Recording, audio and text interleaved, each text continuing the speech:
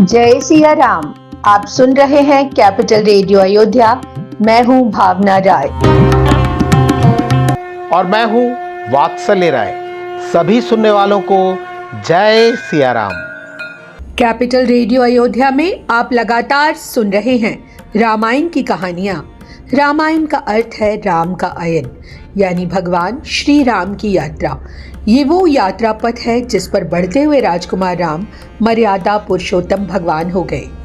पिछले एपिसोड में हमने आपको सुनाया कि कैसे अक्षय कुमार का वध होने के बाद रावण ने अपने सबसे शक्तिशाली पुत्र मेघनाद को हनुमान जी को पकड़ने के लिए भेजा।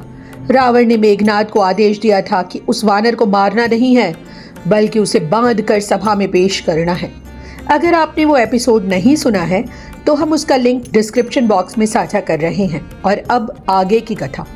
अति विशाल तरु एक उपारा, बिरथ कीन्ह लंकेश कुमारा। हनुमान जी ने देखा कि मेघनाद रथ पर सवार होकर आ रहा है। उन्होंने आव देखा न ताव, एक विशाल पेड़ जड़ से उखाड़ लिया और पूरी शक्ति के साथ मेघनाद के रथ पर दे मारा। प्रहार ऐसा था कि रावण के पुत्र मेघनाद का रथ चकनाचूर हो गया और वो जमीन पर आ गिरा। मेघनाद के साथ जो बड़े बड़े राक्षस योद्धा आए थे, हनुमान जी ने उन्हें पकड़ पकड़ कर मसलना शुरू कर दिया। रणभूमि में हाहाकार मच गया। मुठिका मारी चढ़ा तरु जाई, ताही एक छन मुरझाई। उन सब सैनिकों को खत्म करके हनुमान जी मेघनाद से भिड़ गए। दोनों के बीच ऐसा घमासान युद्ध छिड़ा जैसे दो दिग्गज हाथी आपस में टकरा रहे हों। हनुमान जी ने अपनी वज्र जैसी मुट्ठी से मेघनाद को एक जोरदार घूंसा मारा। वो प्रहार इतना घातक था कि बलशाली मेघनाद को एक क्षण के लिए मूर्छा आ गई। वो बेसुध हो गया। मेघनाद को गिराकर हनुमान जी फुर्ती से फिर एक ऊंचे पेड़ पर जा चढ़े। उठी बहोरी कीन हसी बहुमाया, जीत न जाई प्रभंजन जाया। जब मेघनाद की मूर्छा टूटी तो वो समझ गया कि बल से इस वानर को जीतना असंभव है। उसने अपनी आसुरी माया रचनी शुरू की। तरह तरह के मायावी युद्ध किए, लेकिन पवन पुत्र हनुमान को भला माया से कैसे जीता जा सकता है। ब्रह्म अस्त्र ते ही साधा, कपि मन कीन विचार। जौन ब्रह्म सर माने महिमा मिटई अपार। जब मेघनाद के सारे अस्त्र शस्त्र विफल हो गए तो उसने अंत में अचूक ब्रह्मास्त्र का प्रयोग किया। जैसे ही हनुमान जी ने देखा कि ब्रह्मास्त्र उनकी ओर आ रहा है, ब्रह्मा जी ने हनुमान जी को आशीर्वाद दिया हुआ था कि ब्रह्मास्त्र उन पर कोई असर नहीं करेगा।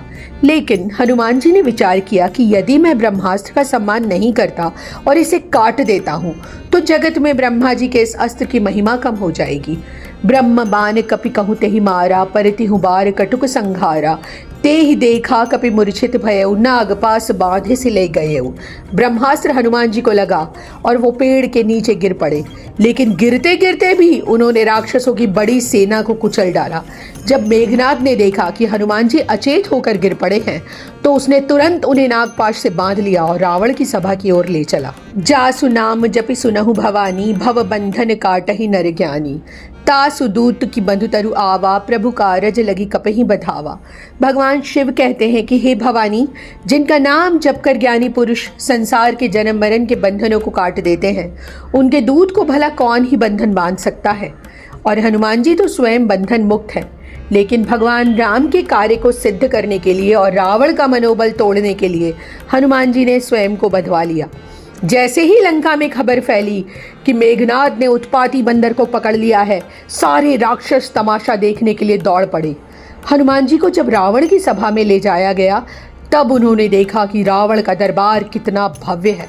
उसकी भव्यता का बयान करना कठिन है। कर जोरे सुर दिसप विनीता, भ्रिकुट बिलोकत सकल सभीता। देख प्रताप न कपि मन शंका, जिमि अहिगन महु गरुण असंका। रावण के दरबार का दृश्य अद्भुत था। बड़े बड़े देवता और दसों दिशाओं के रक्षक हाथ जोड़े अत्यंत विनम्र होकर और डरते हुए रावण की टेढ़ी भौं को देख रहे थे कि कहीं वो नाराज ना हो जाए। रावण का इतना खौफ और प्रताप देखने के बाद भी हनुमान जी के मन में रत्ती भर भी डर पैदा नहीं हुआ। वे उस सभा में उतने ही निडर खड़े रहे जैसे जहरीले सांपों के झुंड के बीच में महाबली गरुड़ बिना किसी शंका के खड़े रहते हैं। इस एपिसोड में इतना ही। अगले अंक में हम आपको सुनाएंगे आगे की कथा। कार्यक्रम को पसंद करने और शेयर करने के लिए हम आप सभी सुनने वालों के बहुत आभारी हैं।